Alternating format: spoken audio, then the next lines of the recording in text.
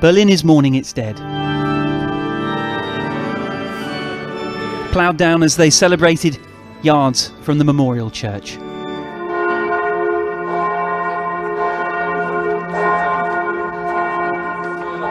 Outside, a wall of remembrance in another European capital.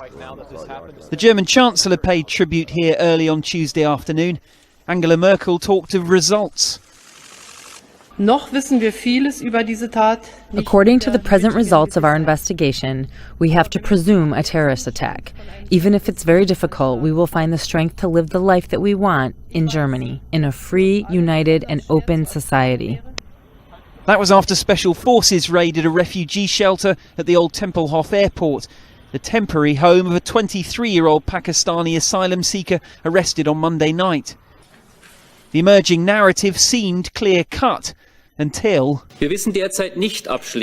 So far, we don't know for certain whether there are one or several perpetrators. We don't know for certain whether he or she had supporters.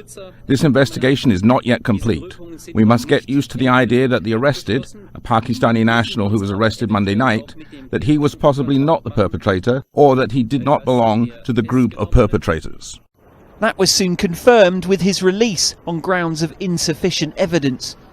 The actual perpetrator is reportedly believed to have shot the original Polish driver in the head, leaving nervous Berliners with many questions about an investigation that's been turned upside down. Whoever was responsible appears to be on the loose, armed, and very possibly may turn out to have received help because Islamic State say they were behind this attack. Authorities are warning of a significant risk of another incident. Yesterday's attack in Berlin also energizing critics of European immigration policies, specifically that recent influx of refugees from nations like Syria. And despite the concerns even back in 2015 that ISIS could infiltrate the population, this is what we're hearing from German Chancellor Angela Merkel. Wir haben so vieles geschafft, wir schaffen das. Können das schaffen und wir schaffen das. Wir schaffen das, da bin ich ganz fest davon überzeugt. Und für mich selbstverständlich ist, dass man an eine neue Aufgabe so rangeht, dass man erstmal sagt, wir schaffen das. Wir haben so vieles geschafft, wir schaffen das. Wir schaffen das, denn Deutschland ist ein starkes Land. Wir schaffen das und wir haben im Übrigen in den letzten 11 Monaten sehr, sehr viel bereits geschafft. The French Parliament held a moment of silence. Lawmakers there especially sympathetic since facing their own truck-driven terror attack in Nice in July. President François Hollande extended solidarity and compassion to his immediate neighbour. France knows what a terrorist attack brings, what it can provoke, despair, and at the same time hardship, and how we must be united. It is true for a country when it's been struck. It's true for the whole of Europe, and even for the whole world, in the face of a terrorist threat. China's President Xi Jinping expressed his heartfelt sympathy in a statement, saying China was ready to strengthen anti-terrorism cooperation with the international community, including Germany. US President Barack Obama, who's been taking a break in Hawaii, called his German counterpart on the phone to offer assistance and appreciation for Chancellor Angela Merkel's leadership in what he called our shared effort to root out the scourge of terrorism and defend our way of life. The risk is very real, and that's why it's so important for us to collaborate as we do with our German friends, with our Turkish friends, and of course with the Russians as well. The attacks on Monday have prompted countries throughout Europe to beef up their security. France's government has heightened security at Christmas markets around the country. Interior Minister Bruno Le Roux ordered security forces to be extra vigilant and added that 3,000 more personnel will be deployed during the upcoming holidays. Neighbouring Italy is also strengthening security measures for areas where crowds are expected to gather for Christmas ceremonies, and this includes markets, concert halls, as well as institutional buildings and embassies. And over in London, police say they are reviewing their plans for protecting the public at events during the course of the festive period. Back here at home, meanwhile, Americans on edge as well. Security stepped up tonight at Christmas markets and malls, at holiday events. Heavily armed units patrolled Christmas markets today in New York and Chicago. In Atlanta, police say that they are monitoring the situation, while Seattle police announced a heightened level of awareness. Yesterday's attack comes 5 months after a man drove a truck into a crowd in Nice, France, killing more than 80.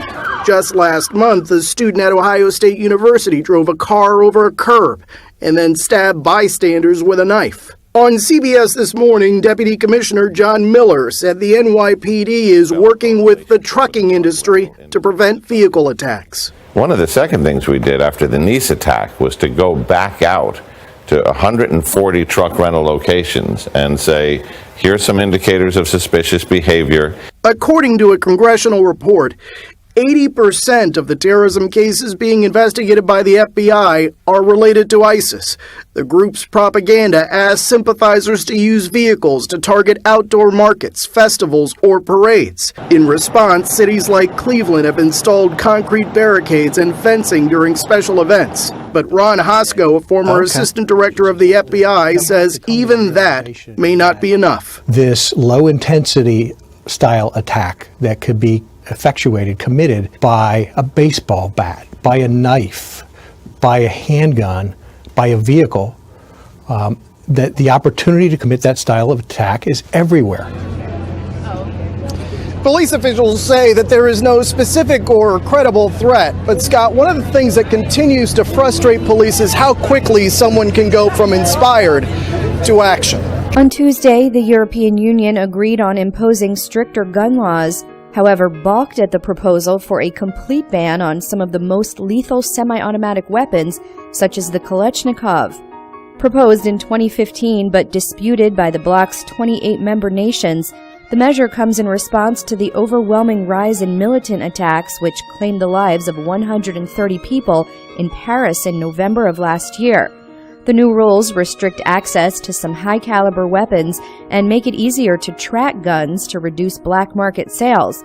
European Commission President Jean-Claude Juncker said in a statement, "We have fought hard for an ambitious deal that reduces the risk of shootings in schools, summer camps, or terrorist attacks with legally held firearms." There's been a surge in gun sales being reported in the state of California. This ahead of sweeping gun control laws set to take effect in that state in the new year 2017. Bill, the clock is ticking for California gun owners and those who may want to own one. In just over a week, Californians will be banned from buying so-called assault-style rifles with easily detachable magazines. But because California has a mandatory 10-day waiting period, buyers have just 1 day left to buy America's most popular rifle, the AR-15, and they must pick it up by December 31st, or else they will not be allowed to take possession. I'm here because I believe in a system of love and karma, but to counterbalance that, if it fails, I'm buying an AK-47 today. Do I need the weapon I just purchased? No. Did I purchase it anyway? Yes. That's the bottom line, is they took the choice away from responsible adults or irresponsible adults one way or another. They took the choice away completely. So gun sales here, including handguns, are up 40% this year to over 1 million, and semi-automatic rifle sales have doubled. Wow, that's amazing numbers. What else is fueling this surge in California? Well, Governor Brown signed a package of gun control bills this year that also require owners to register their semi-automatic rifles with the state. Buyers of ammunition will need a permit and undergo a background check in 2018, and there is now a ban on any magazine that holds more than 10 rounds. Lawmaker Mark Levine called the restrictions necessary because, and I'm quoting, "Anxiety and strife are being sowed throughout American society. The legislature acted to limit bloodshed in our communities." Critics say none of the bills, however, address criminal behavior. The attacks overseas provide an early test for President-elect Donald Trump. Mr. Trump attributed the Turkish and German attacks to Islamic terrorists. He tweeted, "It is only getting worse. The civilized world must change thinking." From his southern Florida retreat at Mar-a-Lago, the president-elect described the fight against terrorism in starkly religious terms. ISIS and other Islamist terrorists continually slaughter Christians in their communities, he said in a statement. Mr. Trump also set an audacious goal for his administration. These terrorists must be eradicated from the face of the earth. During the campaign, candidate Trump said German Chancellor Angela Merkel's acceptance of Syrian refugees undermined safety. Take a look at Germany. Take a look at certain parts of Sweden. Take a look at areas You don't want to go there. Since 2015, Germany has reportedly allowed at least 500,000 Syrian refugees to immigrate. I am going to keep radical Islamic terrorism the hell out of our country.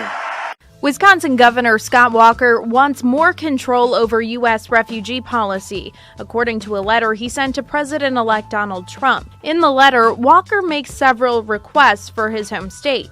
One of them is for Wisconsin to get more say in how many refugees it takes in and where they're from. Walker was one of several governors who wanted to ban Syrian refugees from resettling in their states entirely. He said Wisconsin would not participate in resettling them. Walker said he wants states to get more information about how the U.S. resettles refugees. The governor said the current plan seems to encourage complete community integration of a refugee. According to the Office of Refugee Resettlement, that's the idea. Integration is one of the key factors to refugee self-sufficiency. Walker says he has spoken with Vice President-elect Mike Pence regarding the issues and is optimistic they will be addressed quickly by the incoming administration. Well, Turkey has told the United States that the Fethullah Gulen terror organization was behind the assassination of the Russian ambassador to Turkey. Turkey's foreign minister spoke to his American counterpart, John Kerry.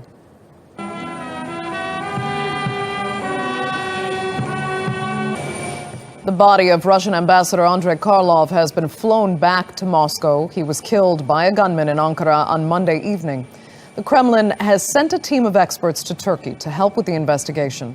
Both sides have called the attack an act of terrorism designed to disrupt relations between the two countries. After the assassination of Russian ambassador Andrei Karlov in Turkey on Monday, the presidents of both countries vowed not to let the incident impede the process of normalizing relations between the two countries, and it appears they've kept their word. Talks between Iran, Russia, and Turkey regarding a path toward a Syrian peace deal went forward as planned Tuesday.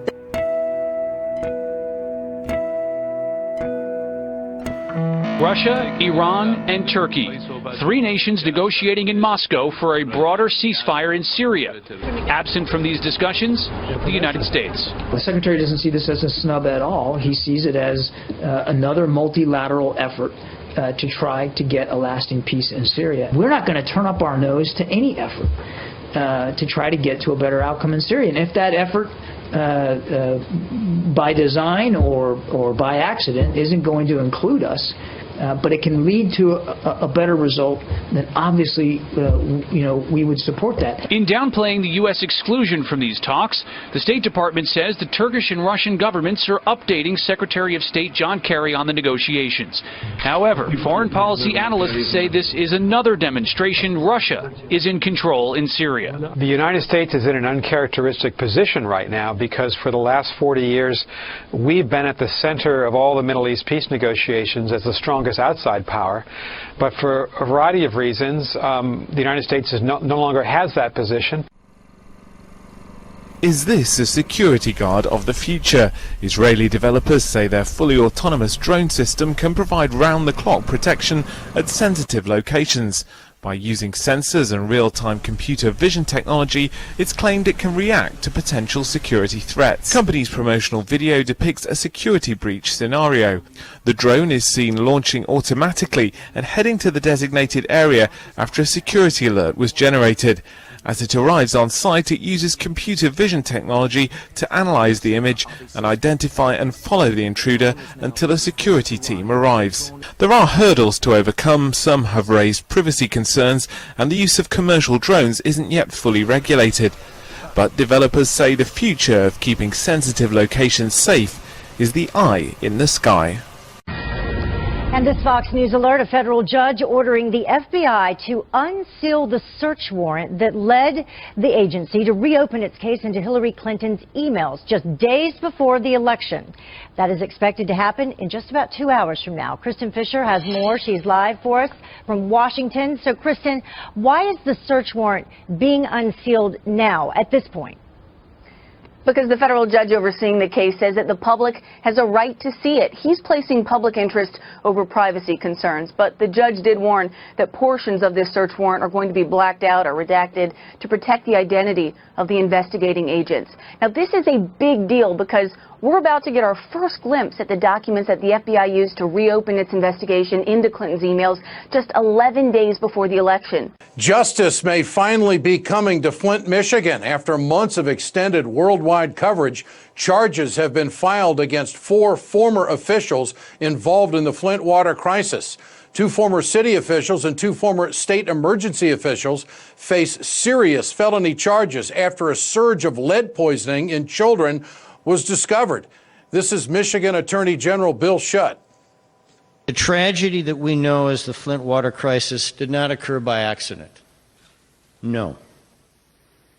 Flint was a casualty of arrogance, disdain, and a failure of management. We will proceed.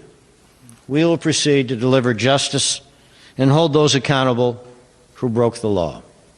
Period. President Obama just took millions of acres of federal waters off the table for oil and gas companies. Obama used a little-known provision in the 1953 Outer Continental Shelf Lands Act to ban new leases for offshore drilling in federally owned parts of the Atlantic and Arctic Oceans. The administration is characterizing this as a permanent ban, but President-elect Donald Trump may have something to say about that. America is sitting on a treasure trove of untapped energy. President-elect Donald Trump has promised to deliver more access to U.S. waters to drill for oil and gas. I'm going to lift the restrictions on American energy and allow this wealth to pour into our communities. But President Obama is trying to secure his environmental legacy by relying on a decades-old law to ban offshore drilling off the coast of the U.S. Our plan will end the EPA. Obama's move puts a wrinkle in Trump's overall plan for a massive rollback of environmental regulations. The question remains, how will Trump execute this rollback strategy? My name is Myron Ebell. Myron Ebell, a climate change denier, is the man on Trump's transition team that's tasked with staffing the new EPA. He also heads a libertarian think tank called the Competitive Enterprise Institute, or CEI. A report by his organization might be the blueprint for the new administration to undermine key environmental regulations, like defunding oversight of carbon emissions from power plants, stripping the EPA of its power to impact climate policy by changing language in the Clean Air Act. The current head of the EPA, Gina McCarthy, said in an interview with the Financial Times Monday, the policies she's helped create cannot be undone without scientific proof, saying, quote, "They have to figure out why the climate science isn't overwhelming and go back all the way to the Supreme Court to explain why decisions we've already made are no longer correct." Kids make the biggest messes. The man who makes the mess disappear at Arvada High says he's got the best job in the world. It's not the job itself, but who he gets to work with. Well, I've been here 14 years and I love these kids and they love me. So I ask them how they're doing and cheer them up, or if they got their head down, I make them pick their head up. They call him Wild Bill, the janitor, unlike most. He goes to all the games. I mean, all of them. I've never seen him miss one game. Even like in public, he would wave to me and say hi and like ask me how my day was going. And I was like, wow. Everyone wants to support Bill because they know how much he would do for you. 2 weeks ago, Bill's car, his only way to work, was stolen in the middle of the night. I dropped to my knees and cried. It's my pride and joy. The students know how much Bill loved his car. Ian Fonseca started a fundraiser for it on Wednesday. Like, he's done so much for us, so we decided to give back to him. Call it a testament to his character. Students raised more than $4,000 for the janitor in just 2 days. It means a lot to me. It means a lot of love and care. There's something special that you see in Bill, that you'll do whatever it takes to help him as much as he helps you. A special bond he wouldn't trade for any other job in the world. These are my children here. This is my home. And this is where I retire someday.